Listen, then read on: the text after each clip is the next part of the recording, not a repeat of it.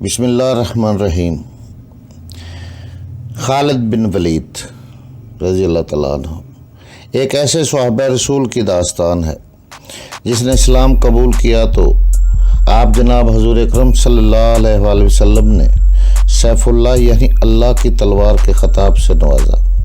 آپ چند ہزار مجاہدین اسلام کے ساتھ نکلے اور لاکھوں کی دشمن فوج کا مقابلہ کر کے اسلام کا پرچم کریا کریا نگر نگر سر بلند کیا۔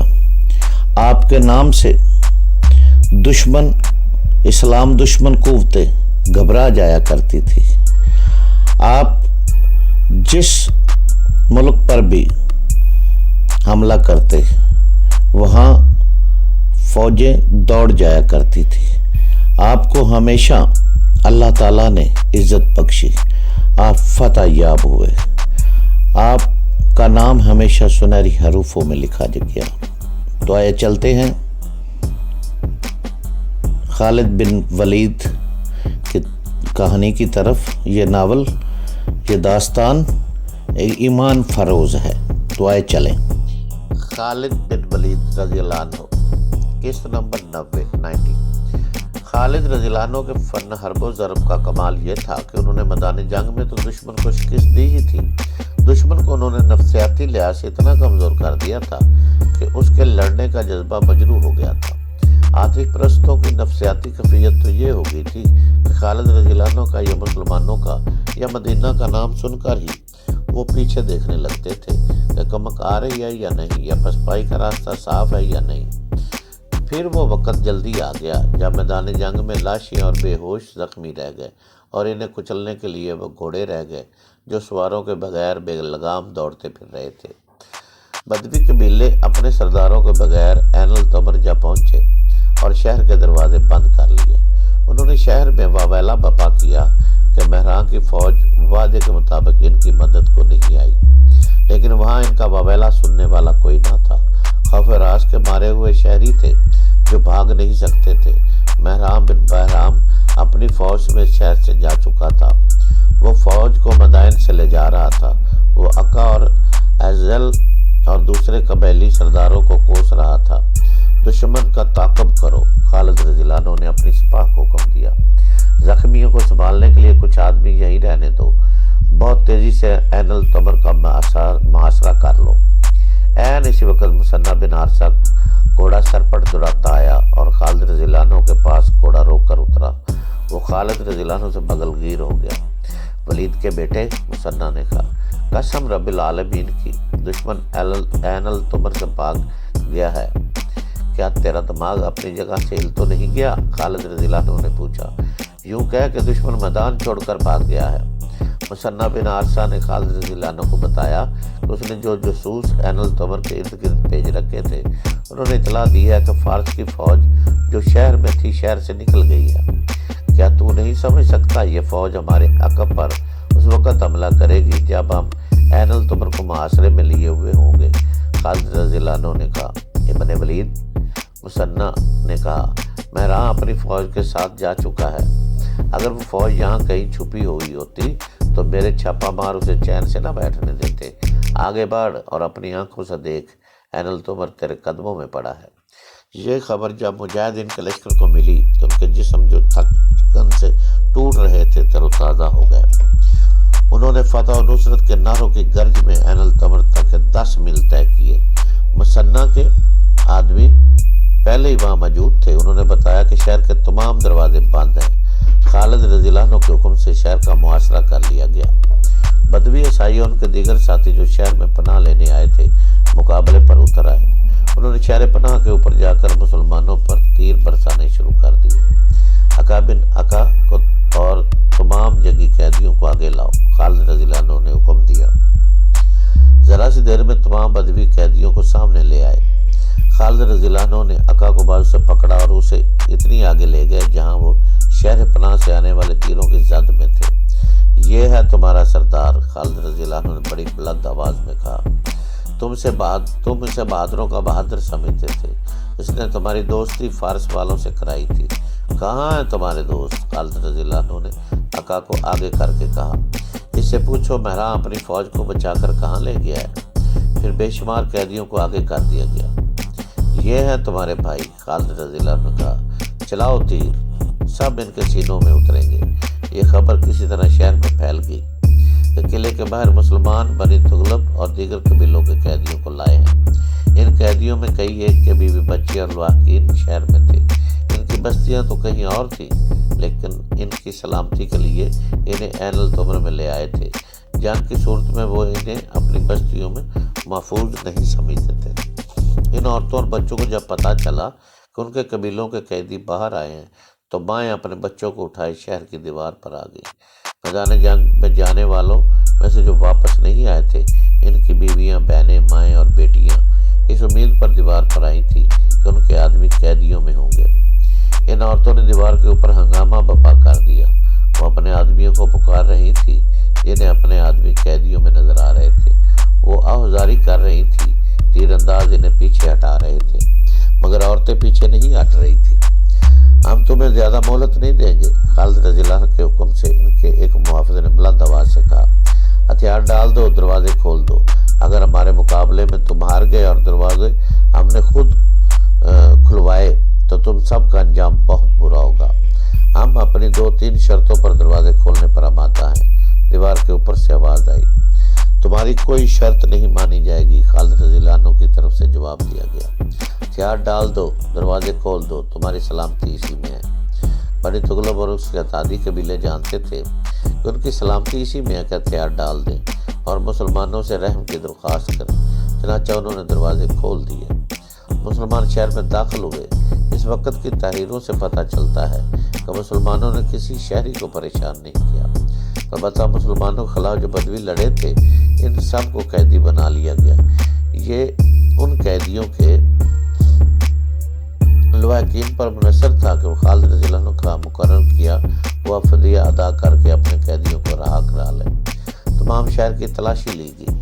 شہر کی ایک عبادت گاہ یا درس گاہ تھی جس میں پادری بننے کی تعلیم دی جاتی تھی۔ اس وقت 40 نوعمر لڑکے زیر تعلیم تھے۔ ان سب کو پکڑ لیا گیا۔ ان میں اکثر نے بعد میں اسلام قبول کر لیا، اور ان میں سے ایک کو تاریخ اسلام کی ایک نامور شخصیت کا باپ ہونے کا شرف حاصل ہوا تھا۔ اس لڑکے کا نام نصیر تھا۔ اس نے اسلام قبول کیا اور ایک مسلمان عورت کے ساتھ شادی کی جس نے موسیٰ بن نصیر کو جنم دیا۔ یہ موسیٰ بن نصیر شمالی افریقہ کے امیر مقرر ہوئے۔ انہوں نے ہی طارق بن زیاد کو اندلس فتح کرنے کو بھیجا تھا۔ 2-3 متصب مورخوں نے لکھا ہے کہ خالد رضی اللہ عنہ نے بنی تغلب، نمر اور عباد کے ان تمام آدمیوں کو قتل کر دیا جو ان کے خلاف لڑے تھے۔ یہ ایک مفروضہ ہے جو خالد رضی اللہ عنہ کو بدنام کرنے کے لیے گڑھا گیا تھا۔ مورخوں کی اکثریت نے ایسا قتل عام کا ہلکا سا اشارہ بھی نہیں دیا۔ محمد حسین ہیکل نے متعدد طریقوں کے حوالے سے لکھا ہے کہ عقا بن ابی عقا کو کھلے میدان میں لا کر خالد رضی اللہ عنہ نے اپنا عہد پورا کرتے ہوئے اس کا سر تن سے جدا کیا تھا اور اپنی تلوار سے کاٹ ڈالا تھا۔ خالد رضی اللہ عنہ نے اعلان کیا تھا کہ بدوی غیر مشروط طور پر ہتھیار ڈال دیں تو وہ بڑے برے انجام سے محفوظ رہیں گے۔ دشمن نے مسلمانوں کی شرائط پر ہتھیار ڈالے تھے، ان کے قتل عام کا سوال ہی پیدا نہیں ہوتا تھا۔ عین التمر کی فتح کے بعد خالد رضی اللہ عنہ نے پہلا کام یہ کیا کہ انبار اور عین التمر کا مال غنیمت اکٹھا کر کے مجاہدین میں تقسیم کیا اور خلافت کا حصہ الگ کر کے ولید بن عقبہ کو سپرد کیا۔ وہ مدینہ امیر المومنین کو پیش کرے۔ انہوں نے امیر المومنین کے لیے ایک پیغام بھی بھیجا۔ ولید بن عقبہ نے مدینہ پہنچ کر امیر المومنین ابو بکر رضی اللہ عنہ انبار اور عین التمر کی لڑائی اور فتح کی تفصیل سنائی، مال غنیمت پیش کیا، پھر خالد رضی اللہ عنہ کا پیغام دیا۔ پہلے سنایا جا چکا ہے کہ خلیفۃ المسلمین ابو بکر رضی اللہ تعالیٰ عنہ نے خالد رضی اللہ عنہ کے یہ حکم بھیجا تھا کہ وہ ایاز بن غنم کے انتظار میں حرا میں رکے رہے۔ اس وقت ایاز رضی اللہ عنہ نبطۃ الجندل میں لڑ رہے تھے، لیکن لڑائی کی صورتحال ایاز رضی اللہ عنہ کے لیے اچھی نہ تھی۔ خالد رضی اللہ عنہ نے خلافت کے حکم کو نظر انداز کر دیا تھا اور حرا سے کوچ کر کے انبار کو محاصرے میں لیا تھا۔ فتح پائی، پھر عین التمر کا معرکہ لڑا اور کامیابی حاصل کی۔ خالد رضی اللہ عنہ نے اپنے پیغام میں کہا تھا کہ وہ حیرہ میں بیٹھے رہتے تو فارس والوں کو اپنی شکستوں سے سنبھلنے کا اور جوابی حملے کا تیاری کا موقع مل جاتا۔ خالد رضی اللہ عنہ کی کوشش یہ تھی کہ دشمن کو کہیں بھی قدم جمانے کی اور جوابی کارروائی کرنے کی مہلت ہی نہ ملے۔ انہوں نے آتش پرستوں کی فوج کو نفسیاتی لحاظ سے کمزور کر دیا تھا۔ خالد رضی اللہ عنہ نے امیر المومنین کے حکم عدولی کی تو تھی، لیکن عملاً ثابت کر دیا تھا کہ یہ حکم عدولی کتنی ضروری تھی۔ فیاض بن غنم ابھی تک دمت الجندل میں پھنسے ہوئے تھے اور ان کی کامیابی کی توقع بہت کم تھی۔ خالد رضی اللہ عنہ نے جو مناسب سمجھا وہ کیا۔ خلیفہ ابو بکر رضی اللہ عنہ نے ولید بن عقبہ سے کہا، اس نے سوچا تھا کہ وحی ہوا، ایاز کی طرف سے جو اطلاعیں آ رہی ہیں وہ امید افزا نہیں ہیں۔ دمتہ الجندل پر ہمارا قبضہ بہت ضروری تھا، لیکن اب مجھے ایاز رضی اللہ عنہ کے متعلق تشویش ہونے لگی ہے۔ ابن عقبہ، تم عین التمر واپس جاؤ، نہ جاؤ، دمتہ الجندل چلے جاؤ، وہاں کی صورتحال دیکھ کر خالد رضی اللہ عنہ کے پاس جاؤ اور اس سے کہو کہ ایاز رضی اللہ عنہ کی مدد کو پہنچے۔ ولید بن عقبہ روانہ ہو گئے۔ ایاز بن غنم خود بھی پریشان تھے، اس کے ساتھ جو سالار تھے وہ انہیں کہہ رہے تھے کہ صورتحال سے نکلنے کے لیے مدد کی ضرورت ہے، ورنہ شکست کا خطرہ صاف نظر آ رہا ہے۔ آخر مورخ طبری اور ابو یوسف کی تحریروں کے مطابق ایاز بن غنم نے خالد رضی اللہ عنہ کو ایک تحریری پیغام بھیجا جس میں انہوں نے اپنی مخدوش صورتحال اور اپنی ضرورت لکھی۔ ولید بن عقبہ بھی ایاز رضی اللہ عنہ کے پاس پہنچ گئے۔ ان کا جلدی پہنچنا آسان نہ تھا۔ مدینہ سے دمتہ الجندل کا فاصلہ 300 میل سے کچھ کم تھا اور زیادہ تر علاقہ صحرائی تھا۔ پہنچنا جلدی تھا۔ ولید جب ایاز کے پاس پہنچے تو وہ جیسے ہوش و حواس میں نہیں تھے۔ انہوں نے رام کی نہ سوچی۔ ایاز رضی اللہ عنہ کی صورتحال دیکھی، میں نے خالد رضی اللہ عنہ کو مدد کے لیے کل ہی پیغام بھیجا ہے۔ ایاز بن غنم نے ولید بن عقبہ سے کہا، معلوم نہیں وہ خود کس حال میں ہے، لیکن میرے لیے کوئی چارہ کار نہیں، تم دیکھ رہے ہو۔ الحمدللہ، ولید نے کہا۔ خالد رضی اللہ عنہ نے آتش پرستوں کی شہنشاہی اور ان کی جنگی طاقت کو جبڑوں سے اکھاڑ پھینکا ہے۔ امیر المومنین نے مجھے تمہارے پاس بھیجا ہے کہ تمہاری ضرورت کا جائزہ لے کر انہیں بتاؤں، لیکن تمہیں فوری مدد کی ضرورت ہے۔ میں مدینہ جانے کے بجائے عین التمر چلا جاتا ہوں۔ خالد رضی اللہ تمہاری مدد کو آئے گا۔ یہ اس دور کی فرق شناسی اور جذبہ تھا جس میں خوشامد، دکھاوے اور کام چوری کا ذرا سا بھی عمل دخل نہ تھا۔ ولید بن عقبہ نے یہ نہ سوچا کہ واپس مدینہ جائیں اور خلیفہ کے حکم کے مطابق انہیں اپنی کارگزاری بڑھا چڑھا کر سنائیں اور ساتھ یہ کہیں کہ حضور، ایاز تو بڑا نالائق سالار ہے، اگر اس کی جگہ میں ہوتا تو یوں کرتا، مگر ولید نے دیکھا صورتحال مخدوش ہے تو وہ اپنے حاکم خود بن گئے اور مدینہ کے بجائے عین التمر کو گھوڑا دوڑا دیا۔ ان کے سامنے پورے 300 میل صحرائی مسافت تھی۔ عراق اور شام کے صحرا اسی علاقے میں ملتے اور مسافروں کے لیے جان کا خطرہ بن جاتے تھے۔ ولید نے اپنے گھوڑے پر، اپنے آپ پر، اپنے 4 محافظوں اور ان کے گھوڑوں پر یہ ظلم کیا کہ کم سے کم آرام کے لیے کہیں رکے۔ وہ موسم گرمی کے عروج کا تھا، مہینہ اگست سن 633 تھا۔ دمتہ الجندل بہت بڑا تجارتی شہر تھا۔ دور دراز ممالک کے تاجر یہاں آیا کرتے تھے، تجارت کے علاوہ یا تجارت کی بدولت۔ اس شہر کو دولت اور زر جواہرات کا مرکز سمجھا جاتا تھا۔ رسول کریم صلی اللہ علیہ وسلم نے اس شہر اور اس سے ملنے والی شاہراہوں کی جغرافیائی پوزیشن دیکھ کر اس پر فوج کشی کی تھی۔ یہ مہم غزوہ تبوک کے نام سے مشہور ہوئی تھی۔ اس وقت دمتہ الجندل کا حاکم اور قلعہ دار عقدر بن عبد الملک تھا اور اس نے مسلمانوں کا مقابلہ بے جگری سے کیا تھا۔ خالد رضی اللہ عنہ اس مارکے میں شریک تھے۔ انہوں نے عقدر کو غیر معمولی شجاعت کا مظاہرہ کرتے ہوئے زندہ پکڑ لیا تھا اور اس کی سپاہ نے ہتھیار ڈال دیے تھے۔ عقدر بن عبد الملک نے رسول کریم صلی اللہ علیہ وسلم کی اطاعت قبول کر لی تھی اور وفاداری کا حلف اٹھایا تھا۔ اس نے اسلام بھی قبول کر لیا تھا۔ اس طرح یہ اتنا بڑا شہر مسلمانوں کے زیر نگیں آ گیا تھا۔ رسول اللہ صلی اللہ علیہ وسلم کی وفات کے ساتھ ہی ارتاد کا فتنہ طوفان کی طرح اٹھا تو عقدر بھی مدینہ سے منحرف ہو گیا۔ اطاعت اور وفاداری کے معاہدے کو الگ پھینک دیا۔ انہوں نے متحدہ الجندل کو ایک ریاست بنایا جس کے باشندے عیسائی بھی تھے اور بت پرست بھی۔ عیسائیوں کا سب سے بڑا طاقتور قبیلہ کلب تھا۔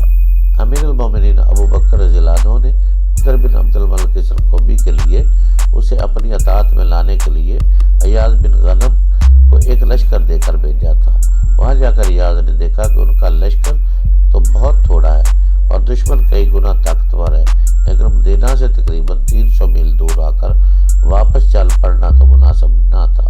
متحدہ الجندل کی دیوار اونچی اور مضبوط تھی، پورا شہر بڑا مضبوط قلعہ تھا۔ ایاز نے شہر کا محاصرہ کیا جو مکمل نہ تھا۔ ایک طرف راستہ کھلا تھا، ادھر کی سپاہ کی کچھ نفری خالی طرف سے باہر آتی اور مسلمانوں پر حملہ کرتی۔ کچھ دیر لڑائی ہوتی اور نفری بھاگ کر قلعے میں چلی جاتی۔ ان حملوں کے علاوہ قلعے کی دیواروں سے مسلمانوں پر تیروں کا میر برستا رہتا اور اس کے جواب میں مسلمان تیر انداز دیواروں پر تیر پھینکتے رہتے۔ انہوں نے قلعے کے دروازوں پر حلے بھی بولے، لیکن قلعے کا دفاع توقع سے زیادہ مضبوط تھا۔ مسلمانوں کے خلاف جنگ کا پاسہ اس طرح پلٹ گیا کہ قبیلہ کلب کے عیسائیوں نے عقب سے آ کر مسلمانوں کو گھیرے میں لے لیا۔ وہ مسلمان پر بڑھ چڑھ کر حملے کرتے اور مسلمان جان کی بازی لگا کر حملے روکتے اور پسپا کرتے تھے۔ مسلمانوں کی اس بے خوفی کو دیکھ کر عیسائیوں نے حملے کم کر دیے، مگر مسلمانوں کو گھیرے میں رکھا تاکہ وہ پسپا نہ ہو سکے اور رسد وغیرہ کی کمی سے پریشان ہو کر ہتھیار ڈال دے۔ ایاز نے یہ انتظام کر رکھا تھا کہ ایک جگہ راستہ کھلا رکھا اور اس کی حفاظت کے لیے آدمی مقرر کر دیے تھے۔ یہ صورتحال مسلمانوں کے لیے بڑی خطرناک تھی۔ ان کا جانی نقصان خاصا ہو چکا تھا، زخمیوں اور شہیدوں کی تعداد بڑھتی جا رہی تھی۔ مسلمان زندہ رہنے کے لیے لڑ رہے تھے۔ صاف نظر آ رہا تھا کہ شکست انہی کو ہوگی۔ دن پہ دن گزرتے چلے جا رہے تھے۔